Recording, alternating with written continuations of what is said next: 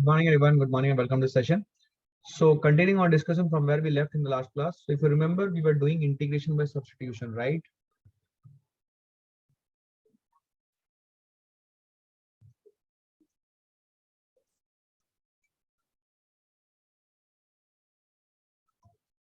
हम लोग integration by substitution कर रहे थे, इफ यू रिमेंबर, ठीक है, in the last class integration by substitution ये हम लोग कर रहे थे, ठीक है. सो इंटीग्रेशन बाय सब्स्टिट्यूशन में समझे ध्यान से, इंटीग्रेशन बाय सब्स्टिट्यूशन में, ठीक है, हम लोगों ने ये पढ़ा था कि हम कोई एक फंक्शन को सब्स्टिट्यूट करेंगे, उसको फिर डिफरेंशिएट करेंगे and then we will solve it, simplify करेंगे. बेसिकली डी के बाद जो वेरिएबल रहेगा उससे पहले उसी वेरिएबल के दो फंक्शंस अगर मल्टीप्लाई हो रहे हो, ठीक है, मल्टीप्लाई डायरेक्ट भी हो सकते हैं, रेसिप्रोकल का भी मल्टीप्लिकेशन हो सकता है, या डिवाइड भी हो सकता है दो फंक्शंस. तो उस केस में हम लोगों ने देखा कि कैसे उसे एक सिंगल फंक्शन में तोड़ा जाए. उसके लिए हमें एक सब्स्टिट्यूशन करना पड़ता है, उसे डिफरेंशिएट करना पड़ता है विद रेस्पेक्ट टू एक्स, जो वेरिएबल है उसी के रेस्पेक्ट में डिफरेंशिएट किया. तो इसको आगे बढ़ाते हैं. चलिए एक सवाल लेता हूं मैं. जो सवाल करा रहा हूँ ये इंपॉर्टेंट है. इस टाइप के सवाल आपको पूरे फिजिक्स में अपने कोर्स में मिलेगा, इसीलिए मैं ये सब करवा रहा हूँ क्लास में, ठीक है, थोड़ा प्रैक्टिस हो जाएगा. Suppose integration of sin x cos x dx ये मुझे करना है. इसको सवाल को कैसे सॉल्व करूं? How to solve this integration of sin x cos x dx? इसको कैसे सॉल्व किया जाए? Any idea? तो इसको सॉल्व करने के लिए हम सब्स्टिट्यूशन करेंगे. अब देखो ध्यान से, यहाँ पे सब्स्टिट्यूशन अगर हमने sin x is equal to t किया, तो अब इसको डिफरेंशिएट करेंगे. किसके रेस्पेक्ट में डिफरेंशिएट करेंगे? x के रेस्पेक्ट में. जनरली जो वेरिएबल d के बाद है उसी के रेस्पेक्ट में डिफरेंशिएट कर रहे थे कल से, अगर आपको याद होगा. सो d बाई dx ऑफ अगर मैं sin x करता हूं which is equal to dt by dx, d by dx of sin x क्या हो जाएगा? cos x, which is equal to dt by dx. ये dx पूरा एज एन एंटिटी इधर ले जाओ, तो we will get cos x dx is equal to dt. अब आप ओरिजिनल फंक्शन में ध्यान से देखना, क्या cos x dx आपको एक साथ दिख रहा है? तो क्या इसकी जगह पे हम dt रिप्लेस कर सकते हैं? बिल्कुल. तो अगर इसकी जगह पे dt रिप्लेस करें, it will be dt, and sin x की जगह पे क्या पुट करेंगे? t. So our result will be t square by 2 plus constant. t की वैल्यू हमने क्या ली थी? sin x. तो result will be sin square x by 2 plus constant. ये हमारा रिजल्ट आया एवरीवन, ठीक है. अब सुनो, कोई बच्चा बोलेगा सर मैं अगर सब्स्टिट्यूट करना चाहूँ cos x is equal to t, तो क्या मेरा आंसर नहीं आएगा? ध्यान सुनो, यहाँ पे कुछ सीखोगे तुम. अगर cos x equal to t हम सब्स्टिट्यूट करें तो क्या हमारा आंसर आएगा या नहीं आएगा? हमारा आंसर आएगा. अगर आप d by dx of cos x करोगे which is dt by dx, so d by dx of cos x is minus sin x. ये dx एज एन एंटिटी इधर ले जाओ which is equal to dt, तो minus sin x dx is equal to dt, और sin x into dx is equal to minus dt. ये आ रहा है आपको. अब sin x into dx को अगर हम एक साथ ले लें तो हमारा इंटीग्रेशन बन जाएगा. देखो ध्यान से, हमारा इंटीग्रेशन बन जाएगा, इंटीग्रेशन ऑफ sin x और dx को एक साथ ले लो तो माइनस dt आ जाएगा, माइनस dt, और cos x जो है उसकी जगह पे t रख दो तो माइनस t dt आ रहा है. Result will be minus T square by 2 plus constant. समझे? तो जब हम यहाँ पे t की वैल्यू रखते हैं तो वैल्यू आती है minus of cos square x by 2 plus constant. अब इसको और इसको मैच करो, ये दोनों सेम दिख नहीं रहे. ऐसे अगर आउटराइटली देखोगे तो ये दोनों सेम नहीं दिखेंगे, पर थोड़ा सा अगर आप अकल लगाओ तो आपको ये दिखेगा कि minus of cos square x by 2, इसको हम लोग लिख सकते हैं 1 minus sin square x by 2 plus constant, which will become sin square x by 2 minus half plus c. अब ये पूरा चीज जो है ये कांस्टेंट है, और वो कांस्टेंट को आप रिप्लेस कर सकते हो with some constant c dash suppose. तो अब देखो ये sin square x by 2 plus c और ये sin square x by 2 plus c dash. अभी भी बच्चे को कंफ्यूजन रहता है कि सर यहाँ पे c डैश आया, यहाँ पे c आया, ऐसा क्यों? देखो ये कांस्टेंट है, कांस्टेंट की वैल्यू कुछ भी हो सकती है. तो कभी भी अगर कांस्टेंट के कारण डिफरेंस आ रहा है, सुनिए मेरी बात ध्यान से, बहुत अच्छी बात बता रहा हूं मैं, इसमें बच्चे का कंफ्यूजन रहता है. कभी अगर सिर्फ कांस्टेंट के कारण डिफरेंशिएशन आ रहा है, सॉरी डिफरेंस आ रहा है, तो आप उसके बारे में वरी ना करें, क्योंकि कांस्टेंट की वैल्यू कहीं पे c लिखी हुई है, कहीं पे c डैश लिखी हुई है, कांस्टेंट की वैल्यू इक्वल भी हो सकती है. तो आपको कांस्टेंट के कारण वरी करने की जरूरत नहीं है. जो आंसर वेरिएबल के टर्म्स में आ रहा है उसे चेक कीजिए क्या वो सेम आ रहा है. तो sin स्क्वायर x बाई 2 इसमें भी है और इधर भी sin स्क्वायर x बाई 2 है, इसका मतलब मेरे आंसर सेम है. क्या मेरी बात समझ में आई?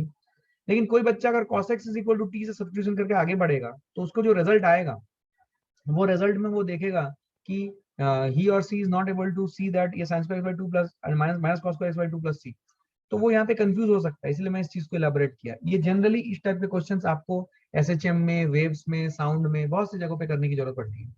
तो ये इंटीग्रेशन आपको क्लियर होना चाहिए। क्या क्लैरिटी है? ये क्लियर है? ये एवरीवन पक्का?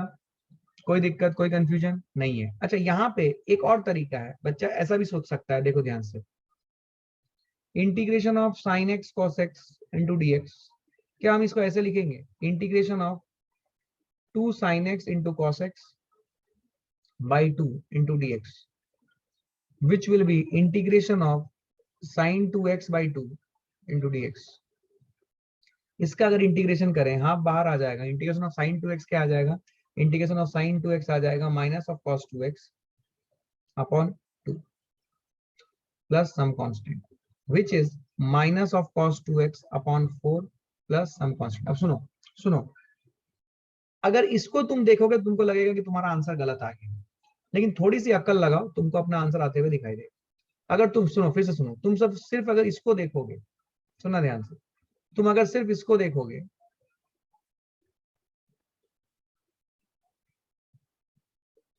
तुम अगर सिर्फ माइनस cos 2x by 4 को देख रहे हो, तो तुमको लगेगा कि तुम्हारा आंसर गलत आ गया, क्योंकि तुमको यहाँ पे sin स्क्वायर x by 2 मिला था।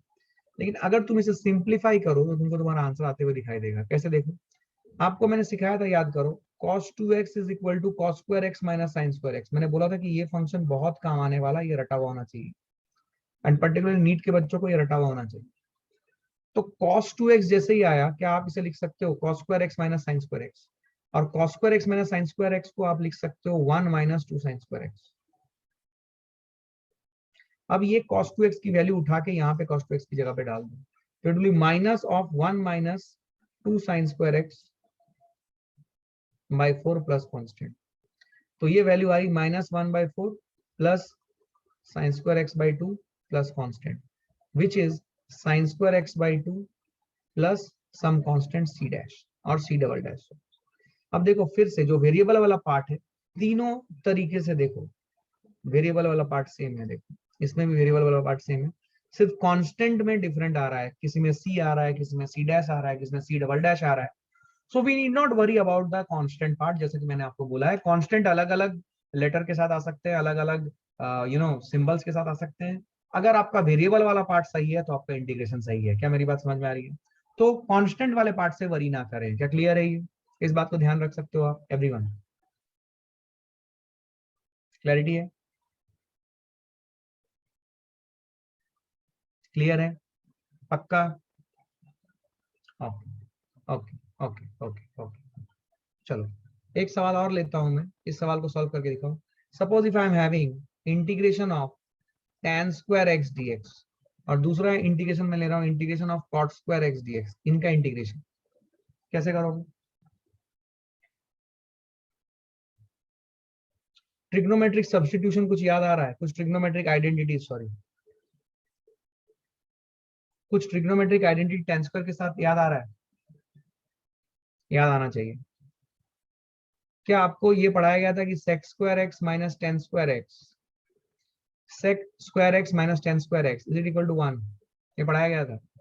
तो क्या आप tan स्क्वायर x की जगह पे sec स्क्वायर x माइनस 1 लिख सकते हो, और ये tan स्क्वायर x की जगह पे ये sec square x minus 1 put कर दो, तो क्या ये आ जाएगा? क्या अब ये इंटीग्रेशन क्वाइट इजी है?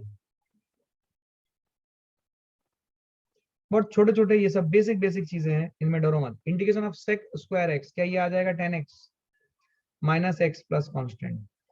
ये रिजल्ट आएगा। Integration of cot square x, ये क्या आ जाएगा? क्या फिर से आपको याद आ रहा है? cot स्क्वायर x,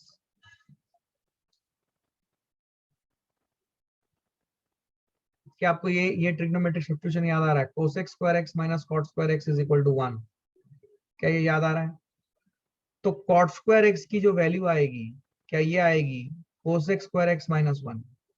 तो cot स्क्वायर की x की वैल्यू जो है इसे यहाँ पे सब्स्टिट्यूट कर दो, तो आपको मिलेगा cosec square x minus 1 into dx। तो ये आया integration of cosec square x dx minus integration of dx।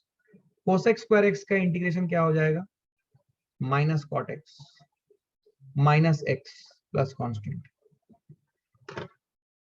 Yes और नो, क्या याद आ रहा है? तो ये आपके रिजल्ट है। तो ऐसे कभी कभी बेसिक कॉन्सेप्ट्स में क्वेश्चंस आ जाएंगे, tan square x cot square x का इंटीग्रेशन क्या होगा।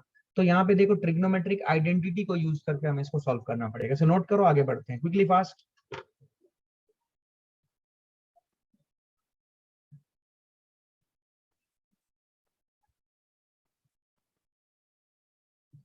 नोट करो फास्ट क्विकली।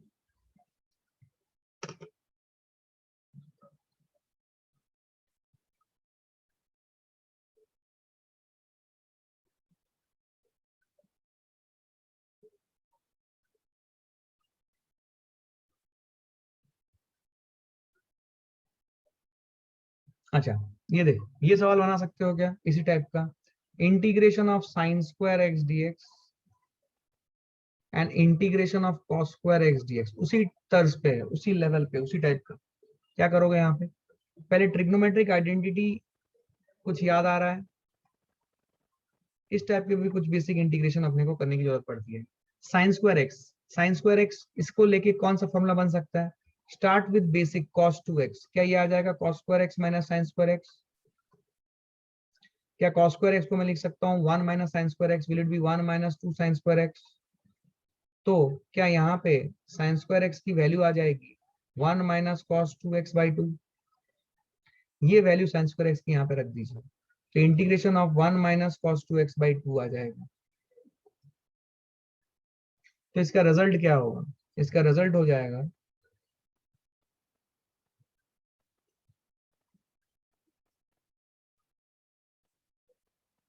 राइट, इसका रिजल्ट हो जाएगा ये, बताइए, हाफ डी एक्स, क्या ये हो जाएगा half x minus half integration of cos 2x, क्या हो जाएगा, will it be sine 2x by 2।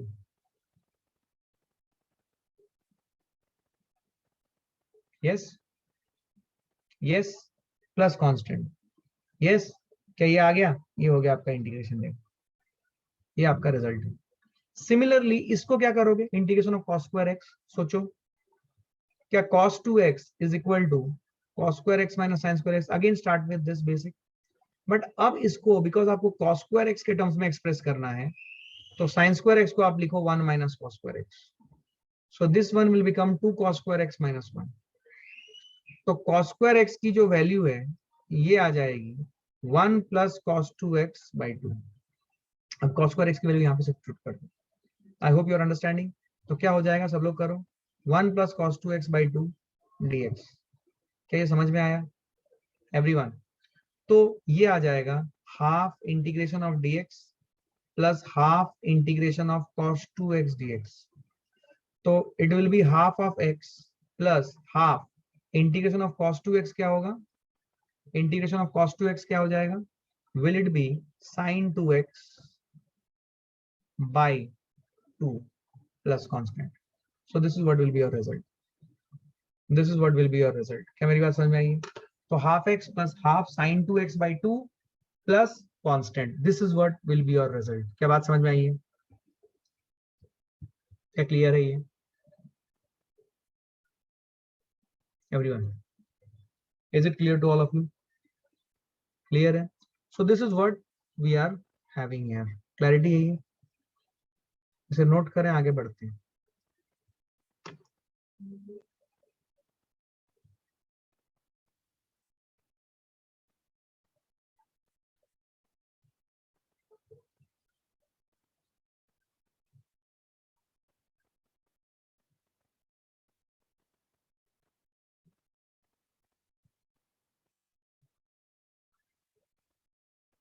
Simple सवाल,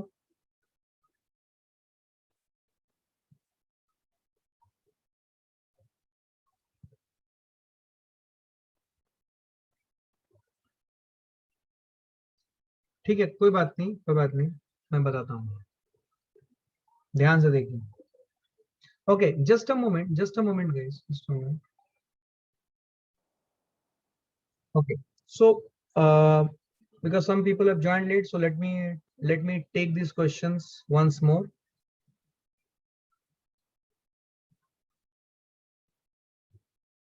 okay okay okay, we will see, not worry. Okay, ध्यान से देखो, मैं एक सवाल दे रहा हूं। Suppose if I give this question, integration of, suppose if I say integration of sine square x d x, इसको मैं फिर से बता रहा हूँ, integration of cos square x d x, ये सवाल मुझे सॉल्व करना है।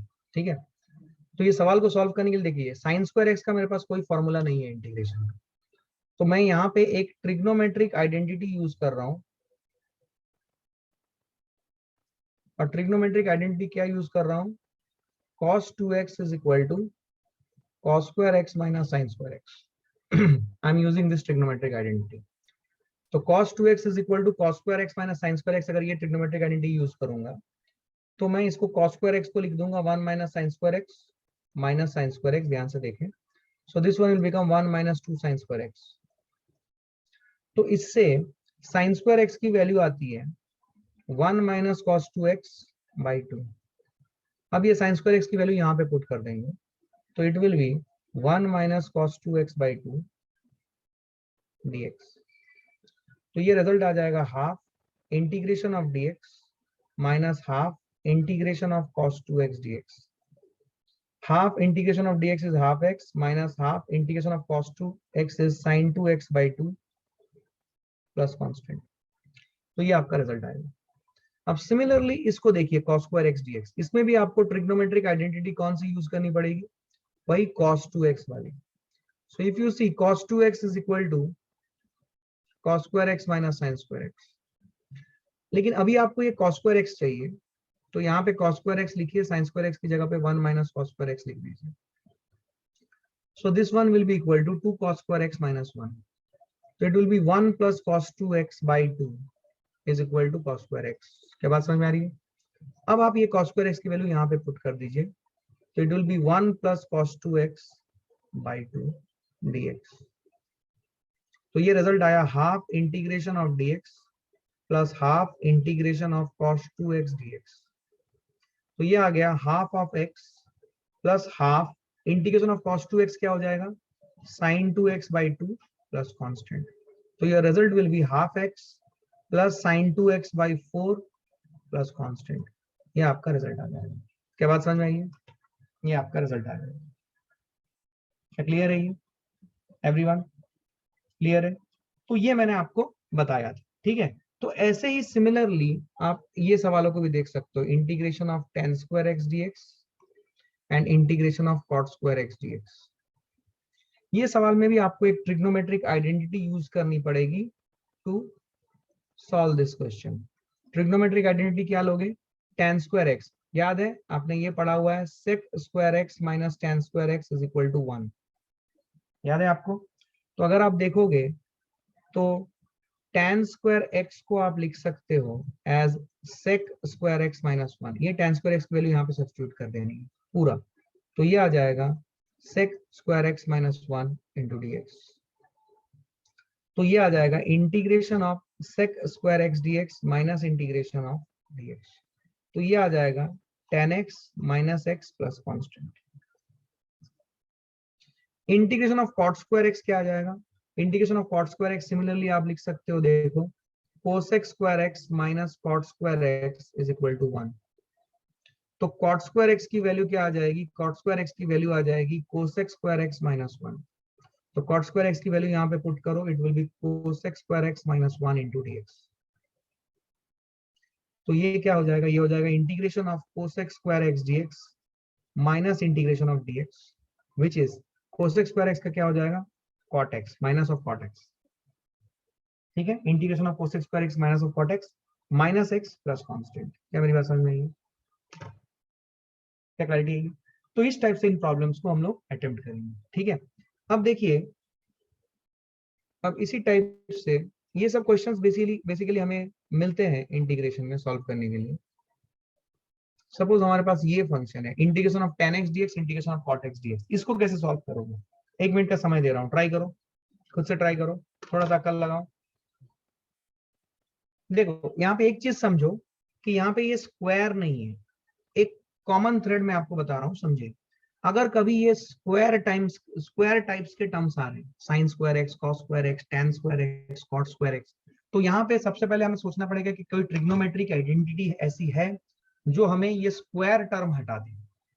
तो हम जो कर रहे हैं उसमें देखो, ये ट्रिग्नोमेट्रिक आइडेंटिटी हम ऐसे सब्स्टिट्यूट कर रहे हैं कि हम उन टर्म्स में सोच रहे हैं जिन टर्म्स में हमारे पास इंटीग्रेशन अवेलेबल है, तो हम इंटीग्रेशन ट्रिग्नोमेट्रिक आइडेंटिटी कर रहे हैं। तो ये बात ध्यान दें कि अगर कभी भी स्क्वायर टर्म्स आ रहा है तो हो सकता है कि किसी ट्रिग्नोमेट्रिक आइडेंटिटी की मदद से हमें पूरे उस एक्सप्रेशन को जिसको इंटीग्रेट करना है उसको सब्स्टिट्यूट करना पड़ेगा ट्रिग्नोमेट्रिक आइडेंटिटी की मदद से। तो वो हम कर रहे हैं। अब यहाँ पे देखो, यहाँ पे ये tan x है, मतलब 10 का पावर जो है ये 1 है, यहाँ पे cot x है, cot का पावर जो है ये 1 है। तो अब ये इंटीग्रेशन कैसे करेंगे, यहाँ पे तो स्क्वायर नहीं है, तो अब इसको क्या करें, इसको ऐसे लिख डालें पहले। अब सोचो क्या सब्स्टिट्यूशन यहाँ पे कर सकते हो सच दैट आपको ये जो दो फंक्शन मिल रहा है sin x and cos x, d के बाद x है लेकिन d से पहले दो फंक्शन है sin x and cos x, sin x into 1 by cos x, दो फंक्शन का मल्टीप्लीकेशन है। क्या हम कुछ यहाँ पे सब्स्टिट्यूशन कर सकते हैं, ये पुराना वाला आ गया जो आपने पहले सीखा। क्या यहाँ पे कुछ सब्स्टिट्यूशन ऐसा कर सकते हैं जिसको इक्वल टू टी करके फिर डिफिजिट करके इसको एक सिंगल b से पहले एक सिंगल फंक्शन में बदल दें?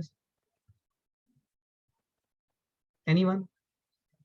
क्या कर सकते हैं एक सिंगल फंक्शन में बदलने के लिए, जल्दी फास्ट, एक सिंगल फंक्शन में बदलने के लिए?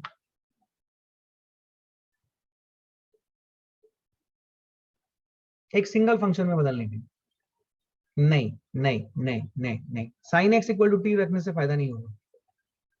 Sign x equal to T रखने से क्या प्रॉब्लम है, किसी बच्चे ने बोला देखो लॉजिकली मैं करके दिखाता हूँ कि इसमें गलती क्या होगी। Sine x equal to t रखो, so d by d x of sine x करोगे is equal to d t by d x करोगे, और d by d x of sine x क्या होता है, कॉस एक्स, समझो। So cos x into d x is equal to d t हो जाएगा। But cos x तो यहाँ पे डिनोमिनेटर में है, मुझे तो dx बाई कॉस एक्स चाहिए था, बट यहाँ पे cos x इंटू डी मिला तो मुझे फायदा नहीं होगा। तो sin x equal to t ना करके try with this cos x is equal to t, क्या इससे फायदा होगा? What is d by d x of cos x? Response come आ रहा है। What is d by d x of cos x? Is it dt by d x? तो d by d x of cos x is minus sin x, ये dx पूरा as an entity इधर shift करो, तो sin x dx क्या ये minus dt के बराबर है? तो sin x dx की जगह पे माइनस dt पुट कर दें तो आपका इंटीग्रेशन आ जाएगा, और cos x की जगह पे t कि माइनस ऑफ ln t हो जाएगा प्लस कांस्टेंट, और t की जगह पे क्या पुट करोगे, minus of ln cos x plus constant. अच्छा, इसमें मैं थोड़ा सा यहाँ पे आपको बेसिक लॉगरिथम जो आपने सीखा है उसको यूज करना सिखा रहा हूँ, देखे समझे।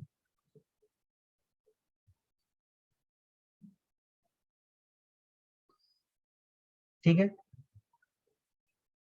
ठीक है, कोई बात नहीं, कोई बात नहीं, आपको रेस्पॉन्ड नहीं करना है, आपको कुछ क्वेश्चन पूछना है तो हाथ उठाना है, ठीक है। Minus of ln of cos x plus C, यहाँ पे देखो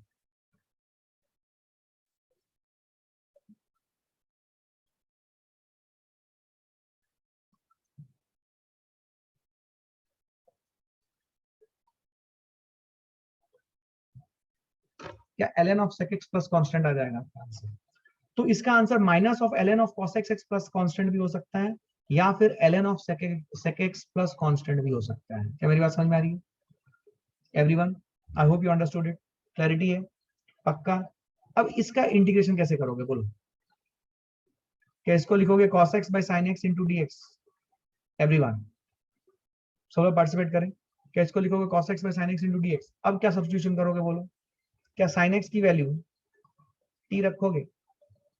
अब अगर sin x की वैल्यू t रखोगे, देखो फायदा क्या होता है, d by d x of sin x, आपको करके देखना पड़ेगा cos x को रखूं sin x को रखूं। अगर आप थोड़ा बहुत प्रैक्टिस किए तो आपको दिखने लगेगा, अदरवाइज आपको एग्जाम हॉल में करना पड़ेगा। d by d x of sin x क्या हो जाएगा, cos x into d x is equal to dt। अब cos x dx इसको पूरा को dt से रिप्लेस कर दे तो क्या आपका इंटीग्रेशन हो जाएगा dt अपॉन t, क्या इसका वैल्यू आ जाएगा ln of t plus constant, which is because t के टर्म्स में मुझे आंसर नहीं चाहिए, वो तो मैंने सॉल्व करने के लिए एक सब्स्टिट्यूशन किया था, तो मुझे तो आंसर x के टर्म में चाहिए बिकॉज मेरा ओरिजिनल फंक्शन x, तो t की जगह पे क्या पुट कर दूं, sin x। क्या ये ln of sin x plus constant होगा everyone? Is it ln of sin x plus constant everyone? समझ में आया है? हाथ उठा दो, क्लियर है, समझ में आया है एवरीवन? क्लैरिटी है, कोई दिक्कत कोई कंफ्यूजन नहीं है? अब देखो, अब हम जितना सवाल मैंने यहाँ पे आपको कराया है इनको अच्छे से मास्टर किया, ये सवाल आपको आने चाहिए, तभी हम आगे बढ़ पाएंगे। अब देखो, अब हम बात करेंगे the most important part which is application of integration. तो बेसिकली इंटीग्रेशन का एप्लीकेशन क्या है? इंटीग्रेशन का एप्लीकेशन है, जो सबसे पहला एप्लीकेशन है, it is to find area under a curve. Mark करना, एरिया अंडर अ कर्व बोल रहा हूं, ठीक है। सुनो, सपोज मैं आपको आपको फील आएगी, इसको समझना अच्छे से। अगेन एप्लीकेशन वाला पार्ट आ गया, काफी इंटरेस्टिंग होता है। सपोज मैं आपको ऐसा एक फिगर देता हूं, सपोज मैं आपको ऐसा एक फिगर देता हूं,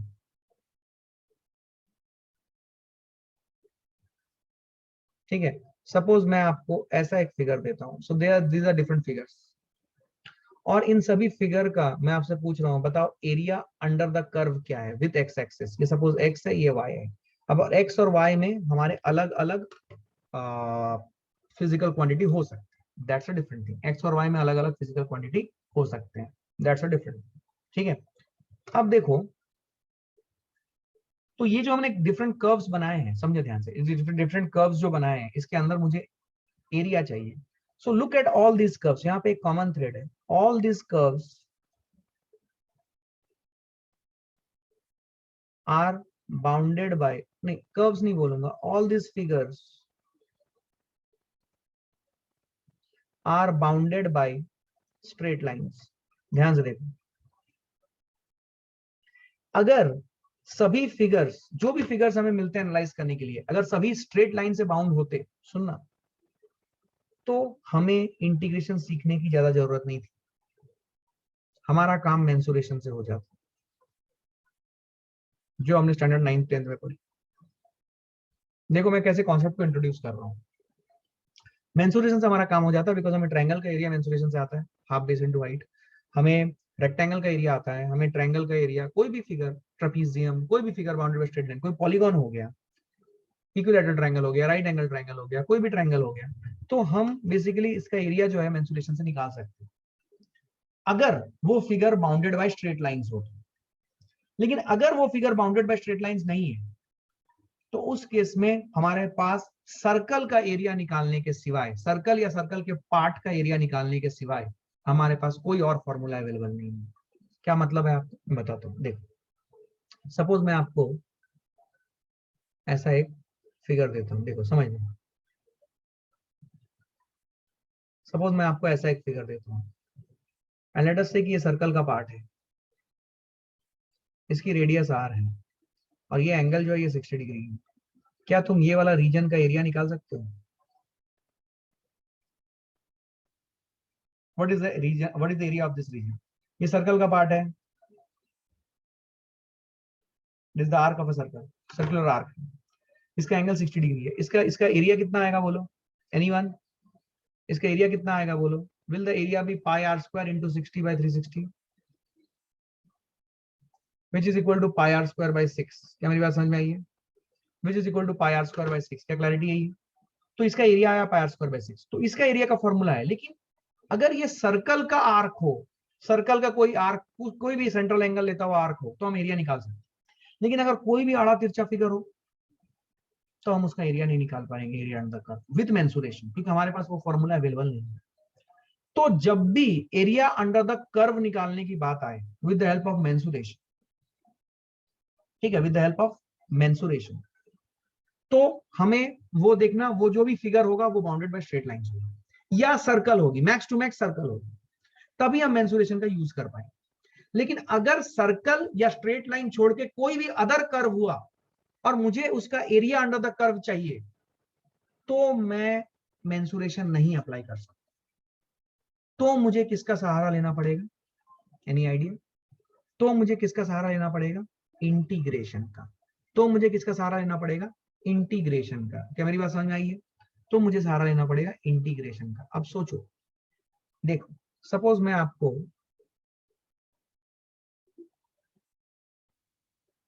ऐसा एक फिगर देता हूं, देखो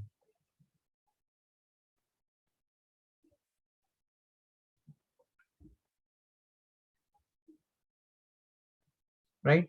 Suppose I say this equation of this figure is y equal to x square plus 2. This is the equation of this curve. अब देखो ध्यान से, ये कर्व है, ये कर्व है, ये लीनियर नहीं है. This is linear. ये लीनियर है क्या? नहीं. This is non linear. Non linear relationship between y and x. y का डिग्री देखो 1 है, x का डिग्री 2 है. तो कभी भी अगर जो वेरिएबल्स है उनकी डिग्री अदर देन 1 हो जाए, कुछ भी हो सकती है, पॉजिटिव नेगेटिव फ्रैक्शन इंटीजर कुछ भी हो सकती है, बट अदर देन 1 होगी, तो फिर वो क्या रिलेशनशिप कहलाएगी? Non linear relationship. और नॉन लीनियर रिलेशनशिप क्या होती है? नॉन लीनियर रिलेशनशिप कर्व होती है. तो अगर अभी मुझे एरिया अंडर दिस कर्व चाहिए, सपोज बिटवीन दीज 2 पॉइंट्स, ये मुझे एरिया चाहिए, मान लो.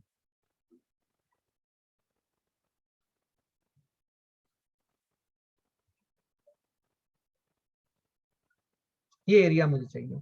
ये x की वैल्यू है मान लो x1, ये x की वैल्यू है x2. मुझे इसके अंदर का एरिया अंडर द कर्व चाहिए. तो कैसे निकालूं? अब क्या कोई भी मेंसुरेशन का फॉर्मूला मुझे हेल्प कर सकता है? बिकॉज ये जो पार्ट है, ये जो पोर्शन है, देखो ध्यान से, ये जो पोर्शन है, ये एक ऐसे इक्वेशन या ऐसे कर्व का पार्ट है जिसका फॉर्मूला, मेंसुरेशन का फॉर्मूला मेरे पास अवेलेबल नहीं है. तो इसका रिजल्ट हम कैसे निकालें? इसका रिजल्ट निकालने का तरीका है, area under the curve is given integration of y dx. अब सुनिए, इसको समझो. d क्या लिखना है? देखो कहां से कहां तक एरिया निकालना है. देखो ये जो वेरिएबल जो वेरी कर रहा है, जिनके बीच में एरिया निकालना है, वो x की वेरिएबल है, तो इसीलिए यहाँ पे x लिखना पड़ेगा. समझो इस प्रोसेस को. और यहाँ पे अगर x लिखा है तो यहाँ पे ये फंक्शन ऑफ x होना चाहिए. तो फंक्शन ऑफ x होगा यहाँ पे. और जो फंक्शन ऑफ x है वो क्या है? ध्यान से देखो, जो फंक्शन ऑफ x है वो क्या है? वो है, देखो ये है वो फंक्शन ऑफ x. दिख रहा है आपको? X square plus 2. तो ये फंक्शन ऑफ x की जगह पे एक्स स्क्वायर प्लस 2 पुट कर देंगे, तो हमारा रिजल्ट आ जाएगा integration of x square plus 2 into dx. This is what we will get. तो ये जब अपने को मिला, तो ये आ जाएगा integration of x square dx plus integration of 2 dx. और x की वैल्यू हमें ये जो लिमिट्स है ये पुट करनी पड़ेगी, x1 से लेके x2.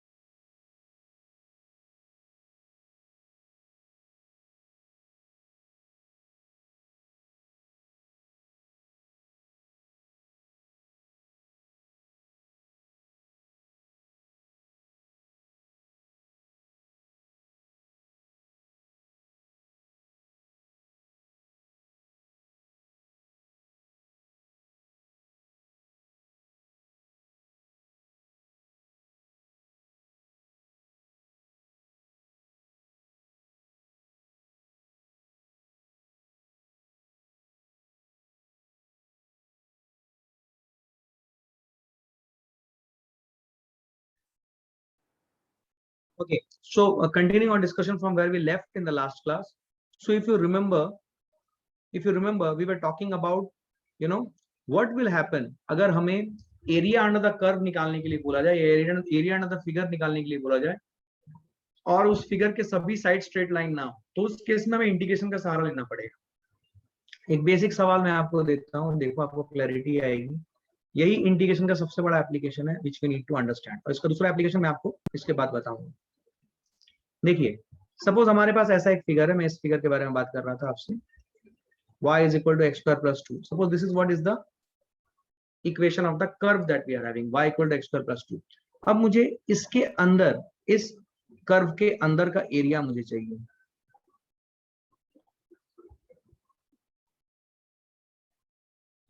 So I need to find out this area. Suppose I need to find out this area.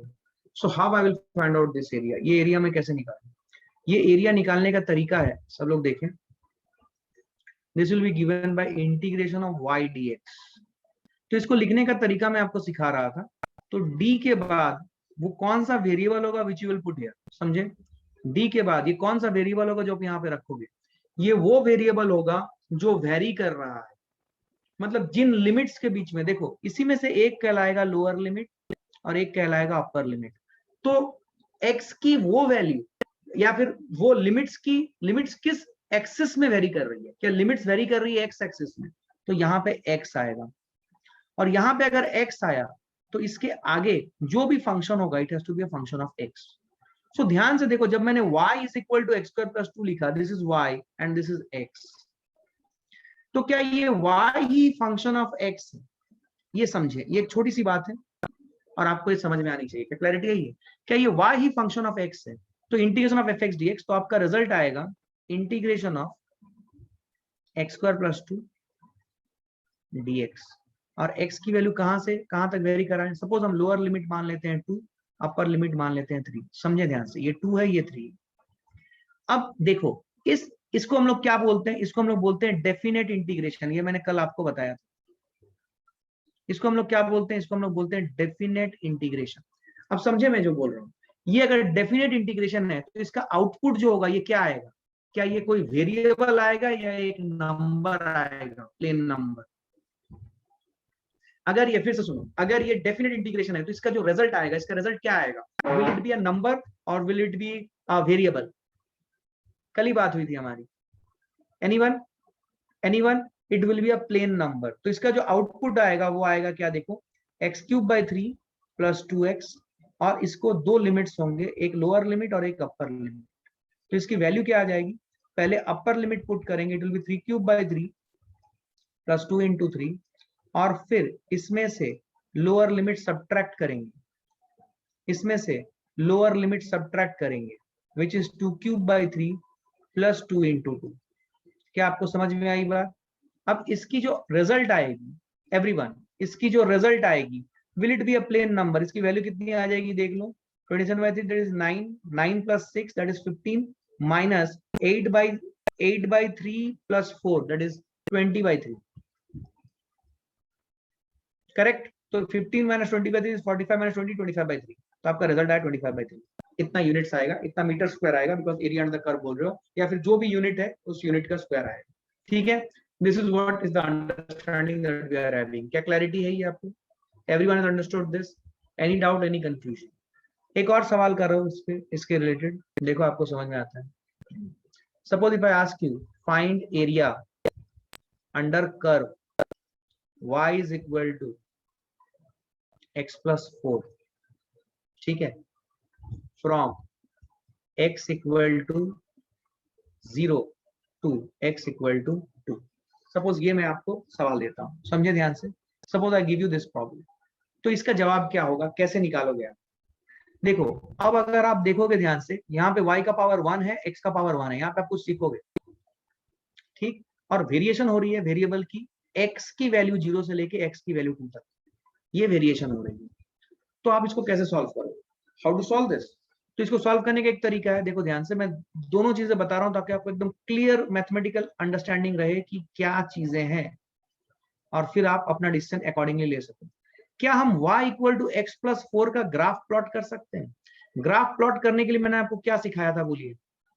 क्या y और x को इक्वेशन के एक साइड में ले आएंगे और फिर इन दोनों को डिवाइड कर देंगे 4 से? याद है? इसको हम लोग बोलते हैं इंटरसेप्ट फॉर्म। याद है?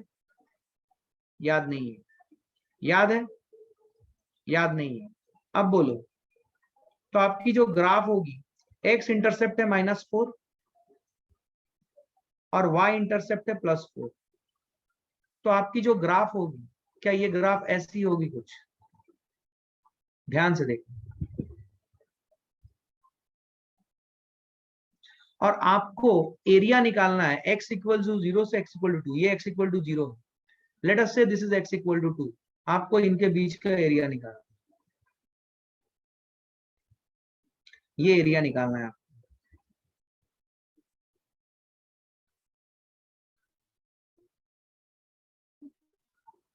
x इक्वल टू 0 और x इक्वल टू 2 के बीच का एरिया निकालना है।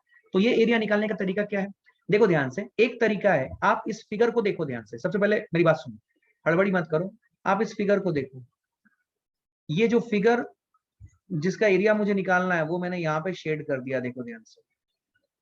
अब इस फिगर को ध्यान से देखो, क्या जिसका एरिया निकालना है, is it bounded by straight lines, पूछ रहा हूं मैं आपसे। ये जो जिस फिगर का एरिया निकालना है, is it bounded by straight lines, मैं आपसे पूछ रहा हूं, इसका आंसर क्या होगा? क्या इसका आंसर यस है? समझो, तो इसका एरिया मैं कैसे निकाल सकता हूं, इसका एरिया मैं कैसे निकाल सकता हूं? क्या मैं मेंसुरेशन से निकाल सकता हूं? मेंसुरेशन से कैसे निकालूंगा, सुनो ध्यान से, ये देखो, ये 0 है, ये है 0,4, ये 2 है, ठीक है। अब ये जो फिगर है जो इसको शेड किया है, इस फिगर का नाम क्या है? इसको हम लोग बोलते हैं ट्रपीजियम, सुना है क्या? ट्रपीजियम सुना है?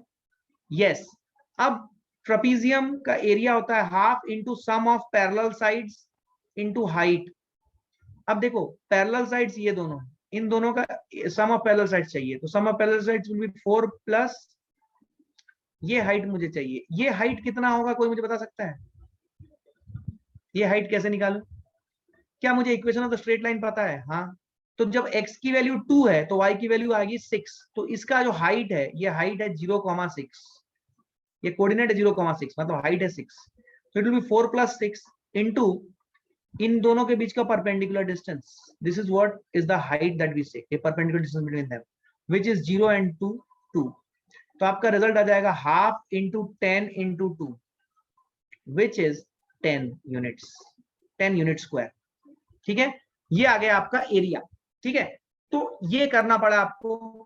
अब आप में से बहुत लोग सोच रहे होंगे सर क्या हम इसका एरिया इंटीग्रेशन से नहीं निकाल सकते? देखते हैं। तो एरिया अंडर द कर्व निकालने का तरीका मैंने इंटीग्रेशन से आपको बोला था कि ये होता है इंटीग्रेशन डी, डी के यहाँ पे कौन सा वेरिएबल रखूं, वो जो वेरी हो रहा है, कौन सा वेरिएबल वेरी हो रहा है, एक्स, सो यहाँ पे हमें फंक्शन ऑफ एक्स ही रखना पड़ेगा। यस सर, आ जाओ।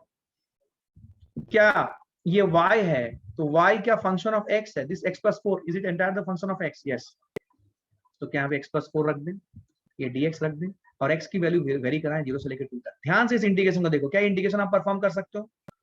क्या इंटीग्रेशन आप परफॉर्म कर सकते हो? यार रेस्पॉन्स कम आ रहा है यार, ऐसा नहीं चलेगा। क्या इंटीग्रेशन आप परफॉर्म कर सकते हो? बिल्कुल कर सकते हैं सर। 2 की वैल्यू रखो, it will B 2 square by 2 plus 4 into 2, इसमें से हम सब्ट्रैक्ट करेंगे, 0 की वैल्यू पुट कर दो तो ये 0 प्लस 0 हो जाएगा, तो इट इज लाइक 2 प्लस 8, क्या 10 आ रहा है आंसर? ओहो, तो यहां से आपके पास एक रेवलेशन आया। क्या रेवलेशन आया, मैं नेक्स्ट पेज में लिखता हूं, देखिए ध्यान से। रेवलेशन ये आया कि एरिया अंडर द कर्व निकालने का अगर पर्पस है, एरिया अंडर द फिगर, सुने, एरिया अंडर द फिगर निकालने का अगर पर्पस है तो हमारे पास दो रास्ते हैं। एक है मेंसुरेशन, जो हमने स्टैंडर्ड 8, 9, 10 में पढ़ा है, और दूसरा है इंटीग्रेशन। इंटीग्रेशन मतलब डेफिनेट इंटीग्रेशन। अब सुने, मेंसुरेशन का एक लिमिटेशन है कि मेंसुरेशन से हम एरिया किसका निकाल सकते हैं, वही फिगर्स का which are bounded by straight lines. लेकिन डेफिनेट इंटीग्रेशन में it can be bounded by any curve, कोई भी कर्व, स्ट्रेट लाइन हो ये जरूरी नहीं है, bounded by any curve, straight line, non straight line, कुछ भी हो, तो मैं डेफिनेट इंटीग्रेशन से उसका एरिया निकाल सकता हूं। तो मुझे कोई बताए कौन सा मेथड ज्यादा पावरफुल है, कौन सा मेथड ज्यादा पावरफुल है एरिया अंडर द कर्व निकाल, बोलो। देखो मैं फिर से बता रहा हूं, मैंने एकदम अच्छे से आपको ये चीज कराई है, तो जब हम प्रॉब्लम्स में जाएंगे तो मुझे आप में से, ठीक है, तो मुझे आप में से सभी लोगों के, ठीक है, ठीक है, तो आप में से सभी लोगों के ये कॉन्सेप्ट क्लियर होना चाहिए कि एरिया अंडर द कर्व निकालने के लिए हमारे पास बेस्ट तरीका क्या है। कौन सा बेस्ट तरीका है एरिया अंडर द कर्व निकालने का, बोलो। क्या ये इंटीग्रेशन है? यस। तो हम अब सुने, कभी भी एरिया अंडर द कर्व अगर हमें निकालने के लिए बोला जाए तो हम उस टाइम पे सोचेंगे नहीं कि हमें मेंसुरेशन का सहारा लेना है या इंटीग्रेशन का। हम क्या करेंगे? हम इंटीग्रेशन करेंगे। हाँ, कुछ जगहों पे अगर डायरेक्टली दिख रहा है कि मतलब आपका बाउंडेड बाय स्ट्रेट लाइन सारे कोऑर्डिनेट अवेलेबल है, सब साइड वाइड अवेलेबल है, तो हम मेंसुरेशन लगा देंगे, उसमें दिक्कत नहीं है। लेकिन अगर हमें थोड़ा भी कंफ्यूजन हो रहा है और अगर हमें फंक्शन पता है तो हम डायरेक्ट इंटीग्रेशन से भी रिजल्ट ला सकते हैं। मतलब मोर पावरफुल मेथड, मैं यहाँ पे लिखता हूं, सब लोग नोट करेंगे और इसे हाईलाइट करेंगे। More powerful method for finding area under curve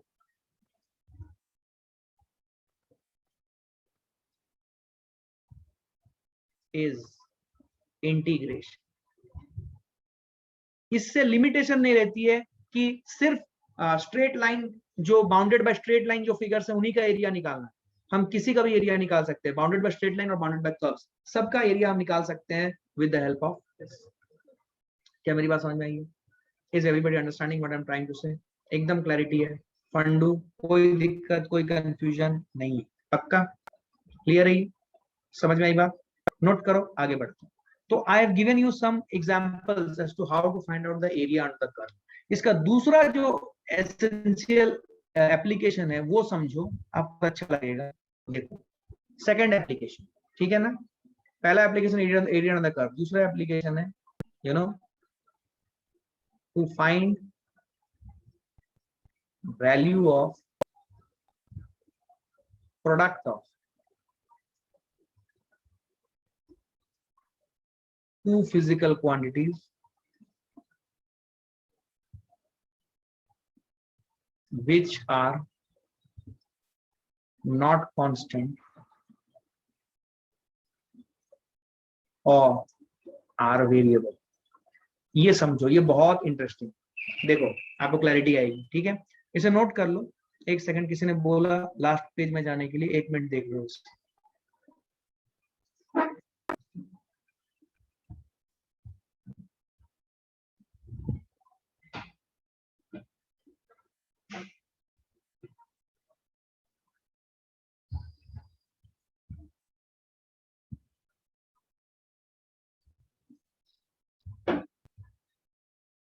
ठीक है, आ जाओ। अब देखो, सपोज मैं आपको एक छोटा सा सवाल देता हूं, देखिए ध्यान से। फाइंड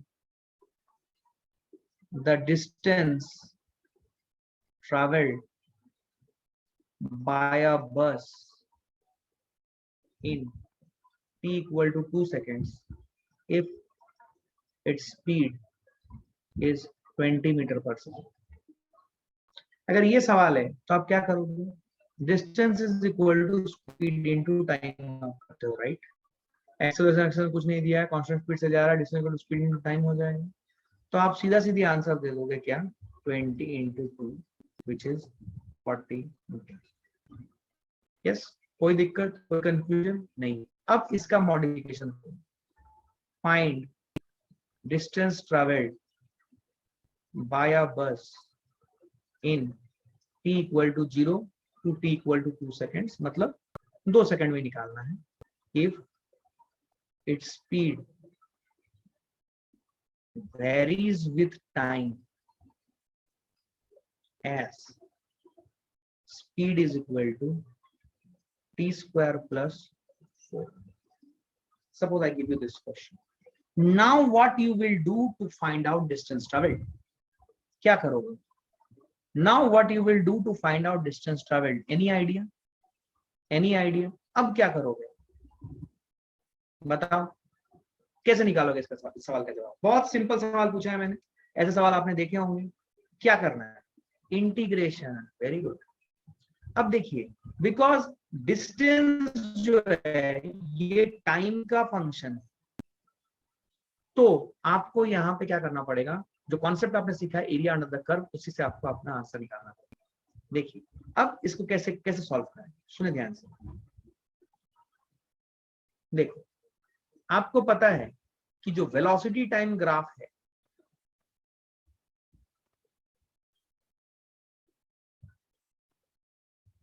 अब सर आपने स्पीड लिखाया था, मान लो speed in a given direction, speed in a given direction will become velocity, तो ये v है, ये t है, तो आपका वेलोसिटी टाइम ग्राफ जो है it is something like this t square plus 4,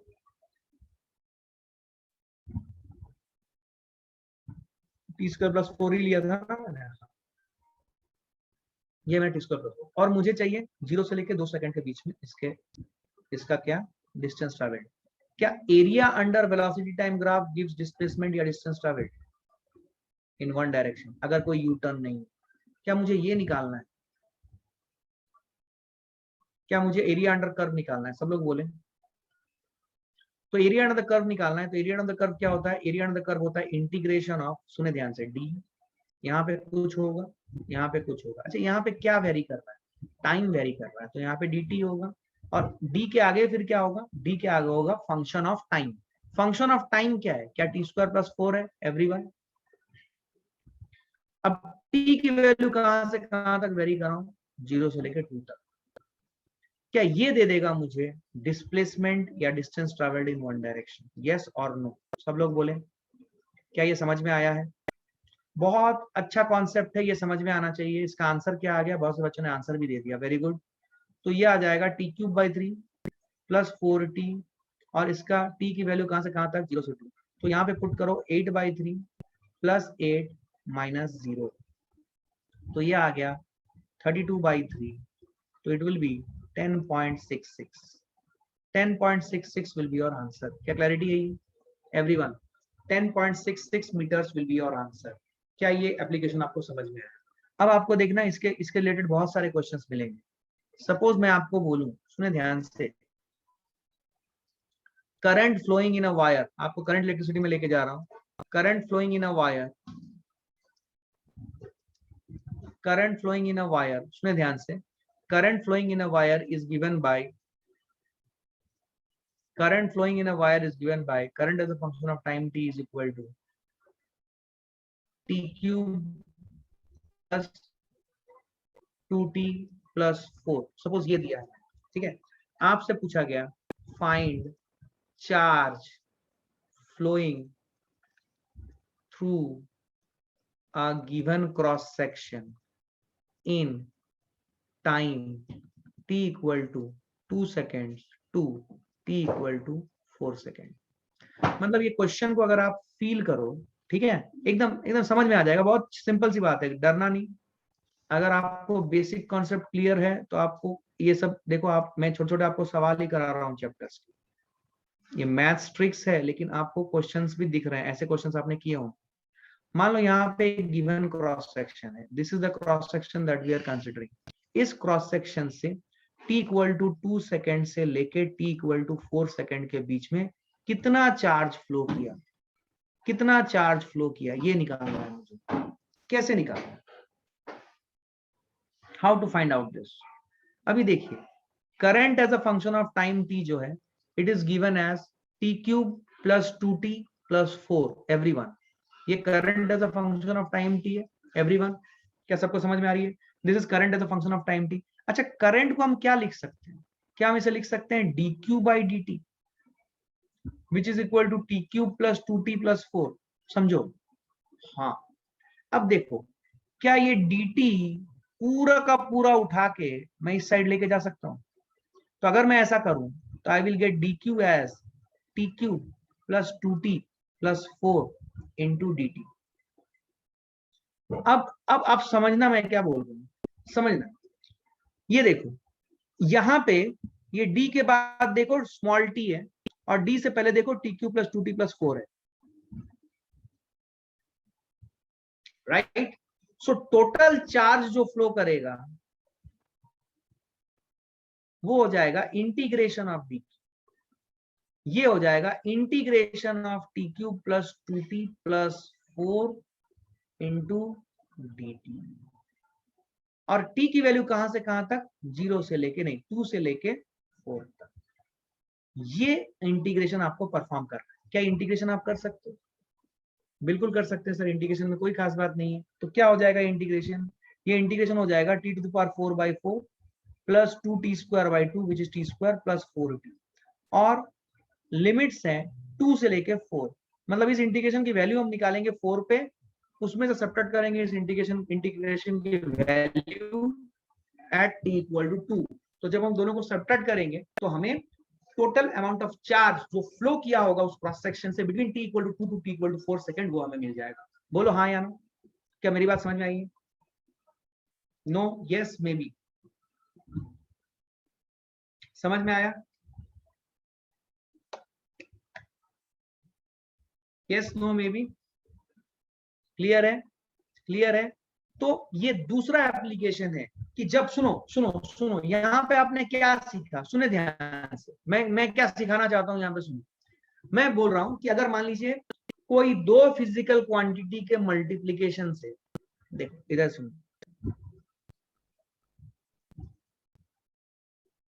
मान लो मेरे पास displacement is equal to, sorry,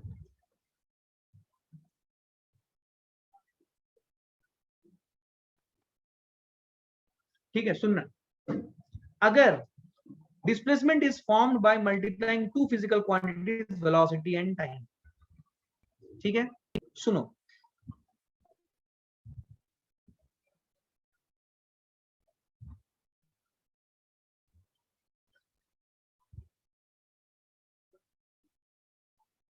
अगर वेलोसिटी कांस्टेंट है, ठीक है, अगर वेलोसिटी कांस्टेंट है और टाइम तो हमेशा वेरिएबल रहेगा, कोई एक ड्यूरेशन टाइम तो वेरिएबल रहेगा, कोई दिक्कत नहीं।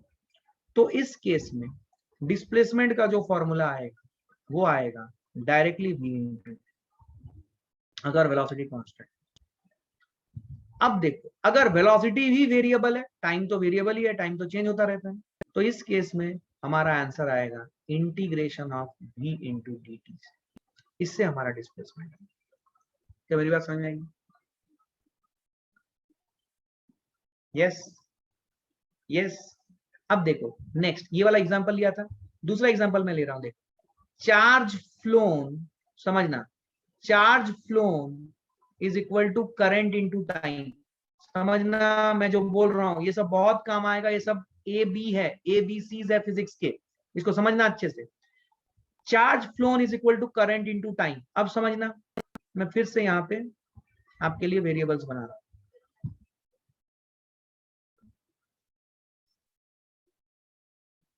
ये करंट है, ये टाइम, ये चार्ज।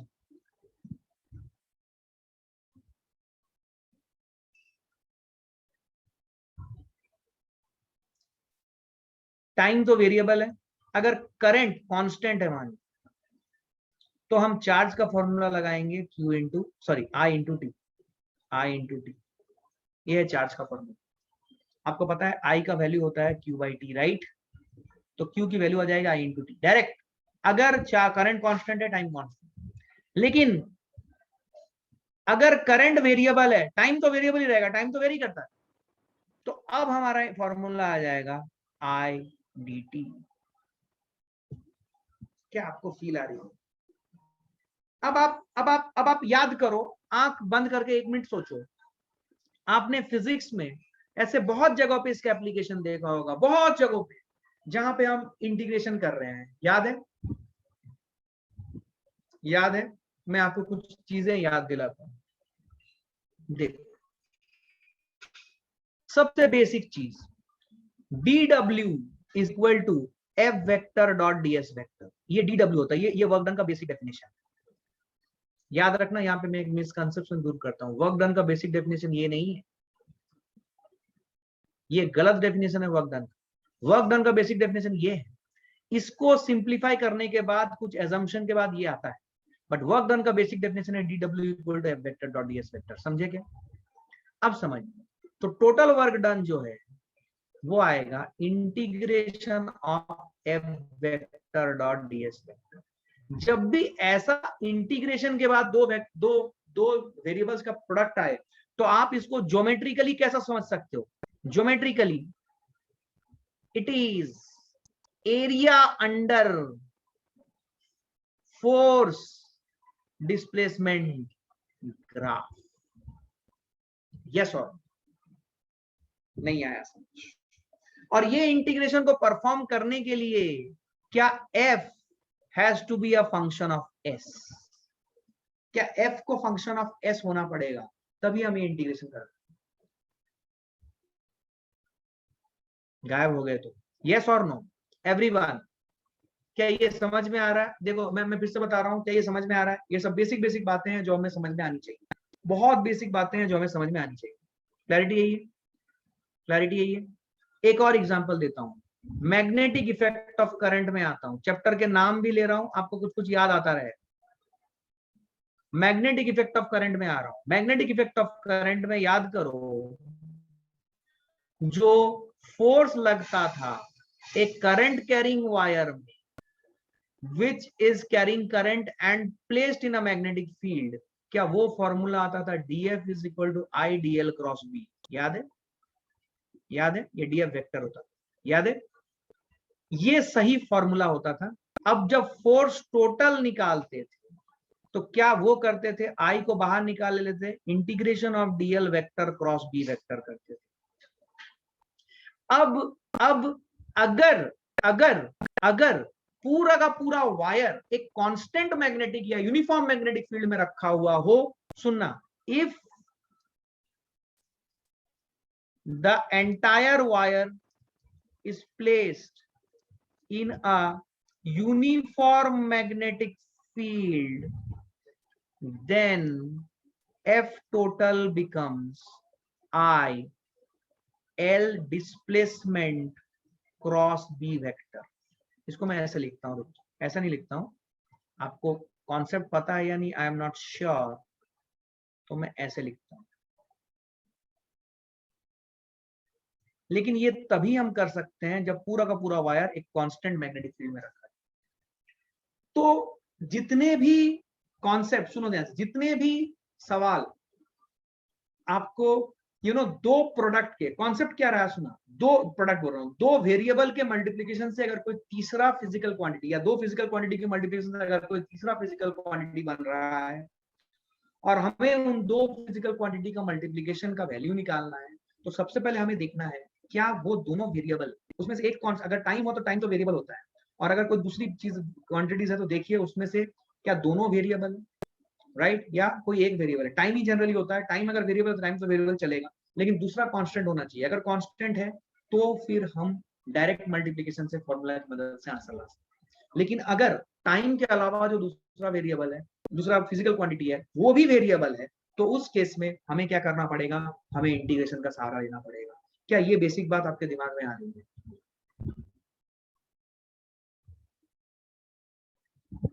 बोलिए बोलिए, समझ में आ रही है बात? अगर आपको ये क्लियर है, थोड़ा सा मैं आपको एक चीज की तरफ लेके जाऊंगा, देखो ध्यान से, आपको क्लैरिटी आ रही है या नहीं बोलना, इसी का एप्लीकेशन है ना। सपोज, सुनना, सपोज मैं आपको बोलता हूं कि देखो एक छोटा सा सवाल दे रहा हूं, घबराना नहीं, देखता हूं आपको कुछ फॉर्मूले याद है कि नहीं, आपको समझ में आएगा इंटीग्रेशन का एप्लीकेशन।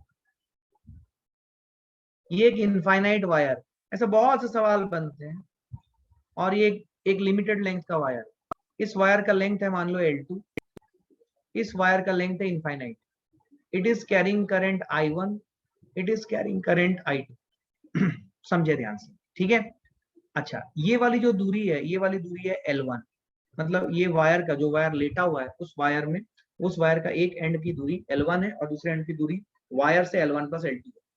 अगर मैं तुमसे बोलूं, ये मान लो वायर 1 है, ये वायर 2 है, अगर मैं तुमसे बोलूं find force on wire 2 due to wire 1, थोड़ा सा टफ, अब मुझे पता नहीं आपने मैग्नेटिक इफेक्ट ऑफ करंट किया है या नहीं किया। क्या आपको ये समझ में आ रहा है कि इस वायर, करंट कैरिंग वायर का राइट हैंड रूल लगता है, याद करो, थंब पॉइंट करता है करंट के डायरेक्शन में और फिंगर्स कर्ल जिस डायरेक्शन में हो रहे हैं वो मैग्नेटिक फील्ड की डायरेक्शन होती है। इस साइड में मैग्नेटिक फील्ड की डायरेक्शन जो होगी वो होगी डॉट, सॉरी क्रॉस मतलब बोर्ड के अंदर जाके, ठीक। तो अब लेकिन प्रॉब्लम क्या है कि इस इनफाइनाइट वायर से अलग अलग दूरी पे अलग अलग मैग्नेटिक फील्ड होगा, अगर ये पूरा वायर कांस्टेंट मैग्नेटिक फील्ड में होता, सुनो ध्यान से, अगर ये पूरा वायर एक कांस्टेंट मैग्नेटिक फील्ड में होता तो हम डायरेक्टली फॉर्मूला लिख सकते थे I into L2 into B, अगर कांस्टेंट मैग्नेटिक फील्ड में होता। बट हमें ये दिख रहा है कि वायर से अलग अलग दूरी पे अलग अलग मैग्नेटिक फील्ड होगा, तो इस वायर के ऊपर जो लेटा हुआ है उस वायर के ऊपर वायर 1 पे करंट फ्लो करने के कारण कितना फोर्स लगेगा, ये निकालने के लिए हम क्या करते हैं, याद करो अगर आपने ऐसे सवाल बनाए हैं, एक्स दूरी पे जाके एक छोटा सा एलिमेंट लेते हैं, कितने लेंथ का, dx लेंथ का।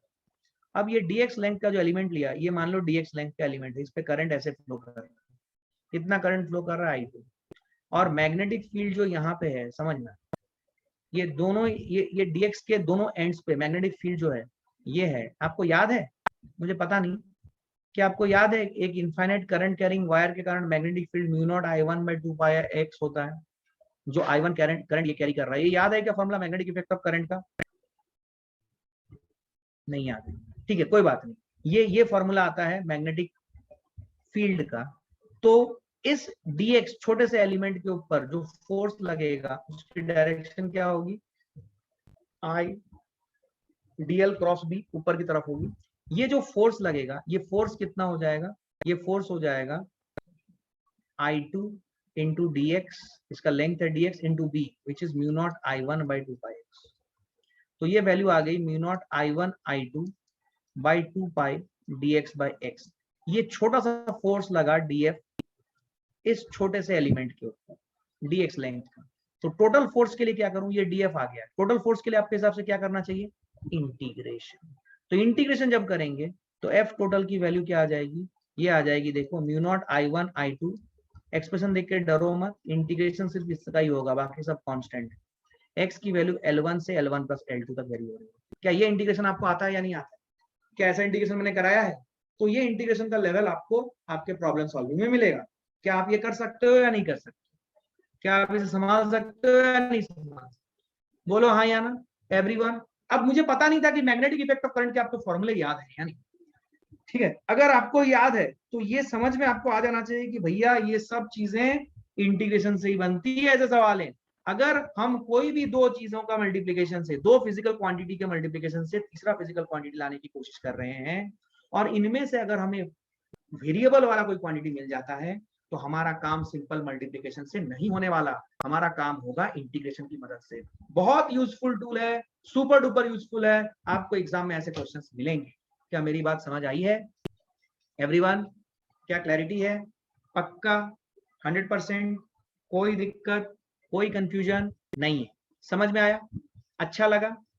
कल से हम लोग स्टार्ट करेंगे वेक्टर्स। अब सुन लो मेरी बात ध्यान से, इंपॉर्टेंट, सुनो ध्यान से, सुनो ध्यान से।